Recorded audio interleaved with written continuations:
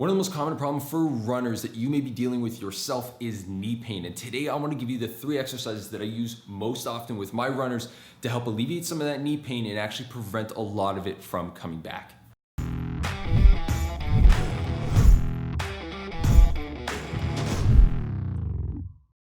What's going on, guys? Bob Owen here with Own Performance, and I want to really get going with these exercises. But before that, I want to mention that one of the main points that you have to retain with doing these exercises is consistency. If you're not consistent with these exercises, it's not really going to do much for you. So you got to be doing them on a daily basis, especially before your runs.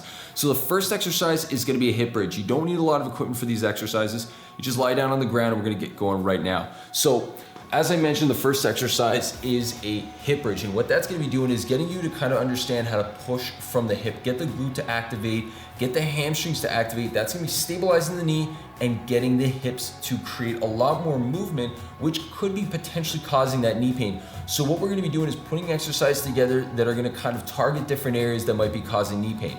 So as I mentioned, first exercise, all you'll need is a roller. If you don't have a roller, it's not a big deal. I would highly recommend you get one, but you don't necessarily need it for this exercise. You can use a soccer ball, you can use a pillow. You just want something between your knees so that you can kind of generate just a mild amount of pressure inwards to stop your knees from flaring out when you're doing this exercise. So you're gonna be on your back, get a decent 90-degree angle or somewhat close to that. You're gonna place your hands on the ground, brace the core so that your hip and pelvis doesn't change positions. From here, you're gonna bridge up by lifting up your butt. You're gonna contract for 10 seconds. Then we're gonna go through 10 regular reps. Now, I'm gonna leave all these sets and reps for these exercises in the description below so you guys can click on that and get it. If you guys want a link, I'm gonna post a little link to go to my website, to click on the link to download this entire little 3 exercise routine sets and reps. You can get the pictures as well, so you don't have to keep watching this clip. So from there, the next exercise we're gonna be doing is standing up. It's gonna be called basically a squat with some knee ins. I don't really know what it's called, but that's what I call it, squats with knee ins. So we're gonna need a little elastic band, so I'm gonna go grab that right now.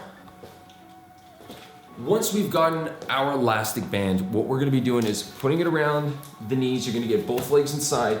Some of these elastics have a little bit more tension than others, so you don't want something that's too high in tension because you might not be able to perform the exercise properly. So from here, what we're gonna do is get our legs separated just out wide enough so we're gonna kind of get into a half squat position. From here, shift your weight back so that your weight is kind of coming back off the toes so your heels aren't off the ground. Foot's in contact with the ground. From here, all I'm doing is separating my knees by pushing them away.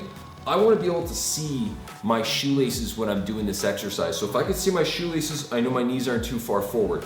From here, I'm holding this position for 30 seconds, then I'm going to go for 15 in and outs. When I'm doing this exercise, I don't want to just let the elastic yank me in. I want to maintain control on the elastic the entire time and then drive it back out, hold it for 3 seconds, back in, pull it back out for 3 seconds. I'm gonna go through 15 reps of that. The third exercise we're gonna be doing still uses this elastic. So what you're gonna do is keep it in the same position, get back into that squat position with the knees separated, and from here we're gonna build on this. So what we're gonna be doing is, this is our starting position. We're gonna take a step out to the side, bring it back into the starting position. Take a step out to the side, starting position. So like small 4 to 6 inch steps. What you wanna retain from this exercise is drive with that knee. You don't wanna let your foot dictate the movement. You want that movement to come from the knee. So you're gonna push with the knee, let the other knee come back in, push with the knee, let the other knee come back in. The area that you're gonna be feeling the pressure in is going to be the glute med, which is basically a muscle that's from the side, just off a bit back and into it's one of the glute muscles that's actually supporting that knee and stopping it from caving in and out. And that's where a lot of that knee pain might be coming from.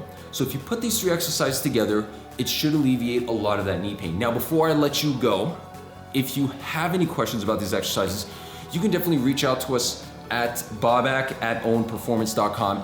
Send me a little email. Let me know what you guys think about this. Leave us something in the comments even if you want to. Let me know how these exercises are working out for you. And finally, these exercises are not a guarantee that you won't get knee pain, but they're gonna be bringing you on the right path to kind of reduce the likelihood and potentially reduce a lot of that pain. I would highly recommend that if you have knee pain, definitely get it checked out by a health professional, because chances are you may be running into some other problem or maybe coming from another area, but you still want to be able to get yourself warmed up before your runs properly. So definitely incorporate these exercises in your warm-ups. All right, guys, talk to you next time.